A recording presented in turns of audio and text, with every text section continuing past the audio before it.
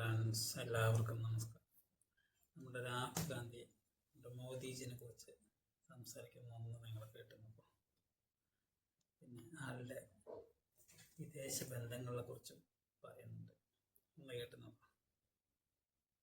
राजनीति में सबसे बड़ी प्रॉब्लम पता है क्या होती है? क्या होती है? हाँ नहीं, नरेंद्र मोदी कोई बड़ी प्रॉब्लम नहीं.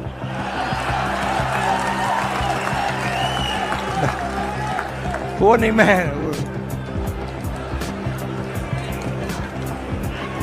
आपको बता रहा हूं, ये आपने अपने सिर पे चढ़ा रखा है, कोई प्रॉब्लम नहीं. ये जो मीडिया वाले हैं इन्होंने बना रखा है, इसका गुब्बारा बनाया, कोई प्रॉब्लम नहीं. ശരിയാണല്ലേ, മോദിയല്ല ശരിക്കൊരു പ്രശ്നം. പ്രോബ്ലം മോദിയല്ല. മോദിനെ സോഷ്യൽ മീഡിയ കടന്നിട്ട് ഹൈപ്പ് ഉണ്ടാക്കി കൊടുത്തിട്ട് ചെയ്യുന്ന അതാണ് ഏറ്റവും വലിയ പ്രശ്നം അല്ലേ. രാഹുൽ ഗാന്ധി വിദേശ രാജ്യങ്ങൾക്ക് പോയിട്ട് പൊടിച്ചു കളഞ്ഞതിൻ്റെ പൈസയുടെ കണക്ക്, അത് പൊടിച്ച് കളഞ്ഞത് പോട്ടെ, പൊടിച്ച് കളഞ്ഞിട്ട് എന്ത് ഉപകാരമുണ്ടായി നമുക്ക്, അതും കൂടി ഒന്ന് നിങ്ങൾ നോക്കണം. അപ്പോൾ അതിൻ്റെ പൊടിച്ച് കളഞ്ഞതിൻ്റെ കണക്കുകൾ മാത്രം ഞാനിപ്പോൾ പറഞ്ഞുതരാം. തിമണ്ണ നമ്മുടെ ഇവിടുത്തെ കണക്ക് നോക്കുമ്പോൾ സന്തോഷ് ജോർജ് കുളങ്ങര പറയില്ലേ, അതിനെക്കാട്ടിയും ലാഭം ചുറ്റിയിട്ടുണ്ട് നരേന്ദ്രമോദി. ഇതൊക്കെ നമ്മൾ എന്തിനാകുന്നതിനെ കുറിച്ച് പറയണമെന്ന് വെച്ചാൽ നമ്മൾ പറയണ്ടേ, നമ്മുടെ ഇവിടെ പൈസ ഇല്ല ഇതൊക്കെ അല്ലേ, നമ്മൾ കഷ്ടപ്പെട്ട് ജീവിക്കുക, ആളവിടെ അടിച്ചു പൊളിക്കുക. അപ്പോൾ നമ്മൾ ഇതിനെക്കുറിച്ചൊക്കെ പറയണ്ടേ, എന്നിട്ട് വല്ല ഗുണം കിട്ടിയിട്ടുണ്ടോ എന്നും പറയണ്ടേ. എന്തെങ്കിലും ഒരു ഇൻവെസ്റ്റ്മെൻറ്റ് ഈ നാട്ടുകളിൽ ഉണ്ടായിട്ടുണ്ടോ എന്നും കൂടി നമ്മൾ നോക്കണ്ടേ. എത്ര നയതന്ത്രം എത്ര സ്ട്രോങ് ആയിട്ടുണ്ട് നമുക്കിപ്പോൾ അറിഞ്ഞതാണ് അല്ലേ. മൊത്തത്തിൽ കണക്ക് ഞാൻ അറിയില്ല, എന്നാലും കുറച്ച് കണക്കുകൾ ഞാനിപ്പോൾ പറഞ്ഞു തരാം. ഇവിടെ ഫ്രാൻസിൽ വന്നിട്ട് 25,59,82,902 രൂപ. ഫ്രാൻസിലെ കണക്ക് 59,82,902 രൂപ ഫ്രാൻസിൽ മാത്രം.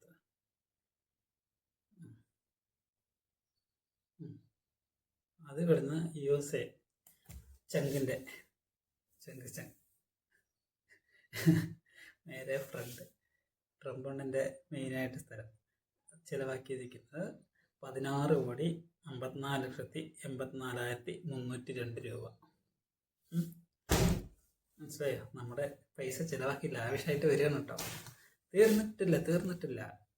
അടുത്തത് മൗറീഷ്യസിലേക്കാണ് പോയിരിക്കുന്നത്. മൗറീഷ്യസിൽ ഈ 5 വർഷത്തെ കണക്കുണ്ടോ, അത് കണക്ക് കറക്റ്റായിട്ട് പുറത്ത് വന്നിട്ടില്ല, പക്ഷെ അവിടെയും കോടിക്കണക്കിനുണ്ട്.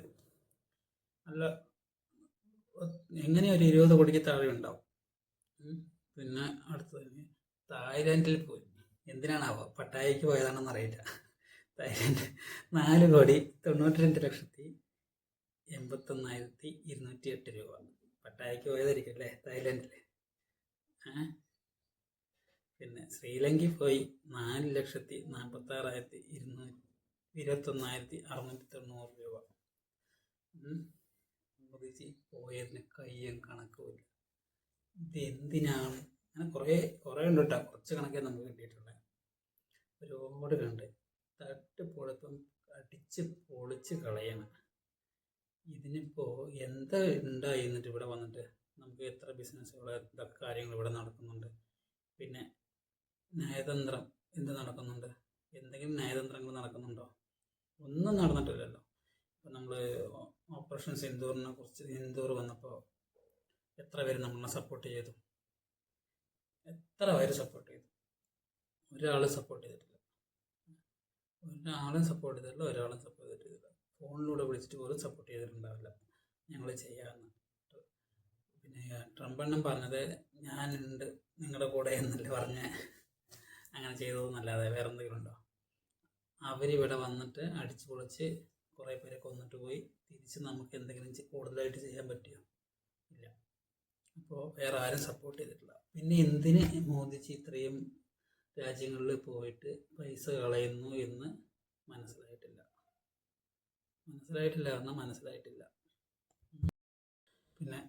പിന്നെ വേറൊരു കാര്യം, നമ്മളിപ്പോൾ ഇത്രയും കുറേ വർഷങ്ങൾ കൊണ്ട് ഒരുപാട് പദ്ധതികൾ ഉണ്ടാക്കിയില്ലേ.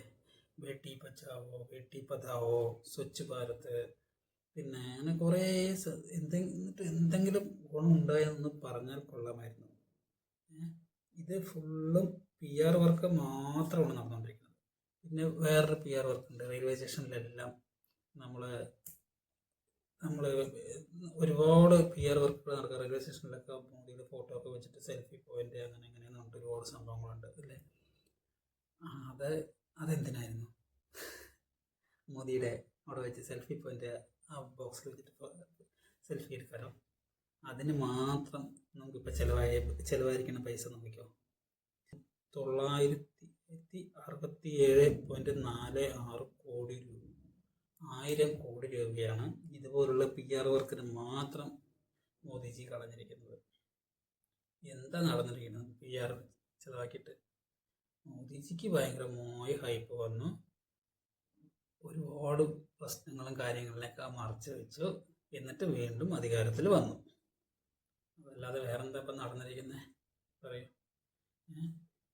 ഒരു കാര്യമില്ല. ഇപ്പം നമ്മൾ ഇത്രയും പൈസ ചിലവാക്കി. ഇപ്പോൾ ഓപ്പറേഷൻ സിന്ദൂർ പോലുള്ള പ്രശ്നങ്ങൾ വരുമ്പോൾ അതിനുള്ള ചോദ്യങ്ങൾ ഒരുപാടുണ്ട്. എന്തുകൊണ്ട് ചോദ്യങ്ങൾ ചോദിക്കുമ്പോൾ മോദിജിക്ക് ഉത്തരവില്ലാതെ മോദിജി ഇല്ല, പാർലമെന്റിൽ പോകാറില്ല. ഇവിടെ എന്തെങ്കിലും പാർലമെന്റിൽ നടക്കുമ്പോൾ ആൾ വിദേശത്തേക്ക് പോകും. പിന്നെ എങ്ങനെ പോകും? പിന്നെ ഓരോ റെയിൽവേ സ്റ്റേഷനിൽ അവിടുത്തെ ഓരോ സെൽഫി പോയിന്റിന് വരെ 6 ലക്ഷവും 6.5 ലക്ഷവും ഇങ്ങനെ ചിരിച്ചിട്ട് അങ്ങനെ നിൽക്കുമല്ലോ, അങ്ങനെയൊക്കെ നിൽക്കുമല്ലോ. അതിനൊക്കെ പോയിട്ട് മെയിനായിട്ട് മേടിക്കുന്നത് ഓരോ ബോക്സിനും 6 ലക്ഷം 7 ലക്ഷം രൂപ വെച്ചിട്ടാണ് ചിലവായി പോകുന്നത്. അപ്പം ഇത്രയും സ്ഥലങ്ങളിലെ ചിലവ് ഇതൊക്കെ എന്തിനാണെന്ന് ഒരു പിടിയും കിട്ടുന്നില്ല. ഒറ്റ പിടി കിട്ടുന്നില്ല. അത് പോരാണ്ട് നമ്മളെ ഈ ഭാരത് കവച് എന്ന് പറഞ്ഞിട്ട് മറ്റൊന്നുണ്ട്. ഇതിങ്ങനെ മോദി ഇങ്ങനെ നിന്നിട്ട് 2 സൈഡിലും ട്രെയിൻ പോകണ്ട അങ്ങനെ ഒന്ന്. പിന്നെ ബേട്ടി ബച്ചാവോ ബേട്ടി പഠാവോ എന്ന് പറഞ്ഞിട്ടൊരു സംഭവം ഉണ്ടായിരുന്നു. അതിന് നമ്മൾ കോടികൾ അതിൽ ബഡ്ജറ്റിന് നീക്കി വെച്ചിട്ടുണ്ടായിരുന്നു. ഇത്രയും അതിൽ 65% പരസ്യത്തിന് മാത്രം ചിലവാക്കി കളഞ്ഞു. ആലോചിച്ച് നോക്ക്. ഫുള്ള് മോദി സെൽഫി എടുക്കുക, മോദിജിൻ്റെ ഫോട്ടോ എടുക്കുക, മോദിജി ചെയ്യുന്ന പറഞ്ഞിട്ട് ഫുൾ PR വർക്കിന് മാത്രം 1000 കോടിയാണ് ഇപ്പോൾ ഈ ഇത്രയും വർഷത്തിൽ ചിലവാക്കിയിരിക്കുന്നത്. അപ്പോൾ ഈ ബേട്ടി പച്ചാവോ എന്ന സംഭവം വന്നിട്ട് എന്തെങ്കിലും മാറ്റം ഉണ്ടായിട്ടുണ്ടോ? പറയും. എന്തെങ്കിലും മാറ്റം ഉണ്ടായിട്ടുണ്ടോ? പെൺകുട്ടികൾക്ക് ഇപ്പോഴും പുറത്തിറങ്ങി നടക്കാൻ പറ്റുന്നുണ്ടോ? ഇല്ല. ഇപ്പോഴും ആർക്കും പറ്റുന്നില്ല. അവർക്ക് എന്ത് സുരക്ഷയുള്ളത്? ഒരു ബാത്റൂമെങ്കിലും ഉണ്ടോ പുറത്തെങ്കിലും പോയാൽ? വീട്ടിനകത്തുനിന്ന് പുറത്തേക്ക് ഇറങ്ങിയാൽ തിരിച്ചിറങ്ങി വരുന്നത് വരെ അവർക്ക് ടോയ്ലറ്റ് പോകാനുള്ള സൗകര്യമില്ല. അവർ പിടിച്ചു നിൽക്കണം അല്ലേ? ഇപ്പോഴും അതല്ലേ? പിന്നെ എന്തിനാ ഇതുപോലെയുള്ള സംഭവങ്ങളൊക്കെ കൊണ്ടുവന്നിരിക്കുന്നത്? എനിക്ക് അറിയുന്നില്ല, എനിക്ക് മനസ്സിലാവുന്നില്ല. ഇത് ഇപ്പോൾ എന്താ ഉണ്ടാകുന്നത്? നാടൊക്കെ ചുറ്റി പോകുമ്പോൾ അവിടെ പോയിട്ട് അവിടെ കിടന്ന കുറേ മാലകളും കുറേ ബൊക്കകളും കുറേ കാര്യങ്ങളും കിട്ടും. വേറെ എന്താണ് ഇപ്പോൾ കിട്ടിയിരിക്കുന്നത്? അപ്പോൾ നിങ്ങളൊന്ന് പറയൂ. വേറെ എന്തെങ്കിലും കിട്ടിയിട്ടുണ്ടോ? പൈസ കോടികളെ ഈ PR വർക്കിന് വേണ്ടിയിട്ട് തന്നെയാണ് 1000 കോടിയെ ചിലവാക്കിയിരിക്കുന്നത്. നാട് ചുറ്റാൻ 350 കോടി. ആലോചിച്ച് നോക്കൂ. ഇപ്പം നമ്മൾ സമ്പദ് വ്യവസ്ഥയിൽ നമുക്ക് 4ാം സ്ഥാനമെത്തി 5ാം സ്ഥാനമെത്തി എന്നൊക്കെ പറയുന്നുണ്ട്. നമ്മുടെ സാധാരണപ്പെട്ട ആളുകൾക്ക് ഒന്നുമില്ലാതെ പണം ഉള്ളവർക്ക് ഉണ്ടായിക്കൊണ്ടേയിരിക്കുന്നുണ്ട്, ഇരട്ടിയായി വന്നുകൊണ്ടിരിക്കുന്നുണ്ട്. പാവപ്പെട്ടവർ എന്നും കഞ്ഞി കുടിക്കാൻ വഴിയില്ലാതെ ഇരിക്കുന്നുണ്ട്. അതാണ് നമ്മുടെ അവിടുത്തെ GDP. അറിയാം മിത്രങ്ങൾക്ക്, വാണസംഖ്യകളും മരയൊന്ത് സംഖ്യകൾക്ക് അറിയാം എന്ത് നമ്മൾ GDPയിൽ 4ാമതാണ്, മറ്റതാണ്, മറിച്ചതാണ്. നാറികളെ, സാധാരണപ്പെട്ടവരെന്നും സാധാരണപ്പെട്ടവരാണ്. ഇപ്പോൾ കഞ്ഞി കുടിക്കാൻ വഴിയുള്ളവരും പണമുള്ളവരും പണം ഉണ്ടാക്കിക്കൊണ്ടേയിരിക്കുന്നുണ്ട്. അതാണ് ഇപ്പോൾ നടക്കുന്നുകൊണ്ടിരിക്കുന്നത്. അല്ല GDPയിൽ ഞാൻ മറ്റേ ഒലക്കയാണ്, മണ്ണാങ്കട്ടയാണ് എന്നല്ല പറയേണ്ടത്. മനസ്സിലായില്ലേ? ഇവർ ഇലക്ട്രിക് ബോണ്ട് മേടിച്ചിട്ടും കോടികൾ ഉണ്ടാക്കുന്നവർക്കും അവർക്ക് മാത്രം ഉപകാരം. നമ്മളെ പോലുള്ള സാധാരണപ്പെട്ടവർക്ക് ഉപകാരമില്ല. മനസ്സിലാകുന്നുണ്ടോ? അതാദ്യം മനസ്സിലാക്കുക. 100, 200, 500 കോടികൾ ചിലവാക്കി കളയുക. അവിടെയുള്ളവർക്ക് കൈകോർക്കുക, കെട്ടിപ്പിടിക്കുക. അങ്ങനെ അവിടെ മോദിജി ഇങ്ങനെയാടാ, ഞങ്ങളുടെ മോദിജി അങ്ങനെയാടാ എന്നൊക്കെ പറഞ്ഞിട്ട് ആ രീതിക്ക് അങ്ങനെ PR വർക്ക് നടത്തുക. ഇതാണ് സംഭവിക്കുന്നത്. ഇതിൽ ശരിക്കും വിഷം ആരാണെന്നറിയോ? മോദിയല്ല പ്രശ്നം. മോദിക്ക് PR വർക്ക് ചെയ്യുന്ന നാറികളുണ്ടല്ലോ, അവരെയാണ് ആദ്യം പിടിക്കേണ്ടത്. ഫുള്ള് മോദിയുടെ മുൻപിൽ മോദിനെ വെച്ച് ഫോട്ടോ ഇട്ട് എല്ലാം ചെയ്ത് അവനെ മോദിനെ വലിയവനാക്കി വിടണം. അവരാണ് യഥാർത്ഥ പ്രതികൾ. അവരെന്നെ പിടിക്കണം. മനസ്സിലായില്ലേ? അപ്പോൾ ഇതിൽ ഇത്രയും പൈസ ചിലവാക്കിയതിന് തിരിച്ചെന്ത് കിട്ടിയെന്ന് ചോദിച്ചാൽ പാവങ്ങൾക്ക് എന്തെങ്കിലും കിട്ടിയോ? അതാണ് നോക്കേണ്ടത്. നയതന്ത്രം എന്തെങ്കിലും നടന്നോ? അതാണ് നോക്കേണ്ടത്.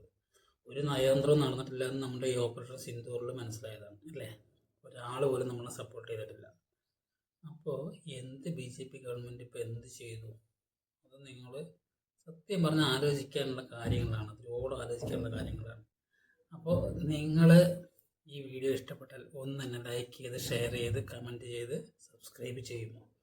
ഇതുപോലത്തെ ന്യൂസുകളൊക്കെ പുറത്തു കൊണ്ടുവരാൻ വലിയ ആഗ്രഹം കൊണ്ട് പറയുകയാണ്. Okay friends, bye. നിങ്ങൾ എന്തുണ്ടെങ്കിലും കമൻറ്റ് രേഖപ്പെടുത്തൂ, ലൈക്ക് ചെയ്യൂ, ഷെയർ ചെയ്യൂ. Okay, by.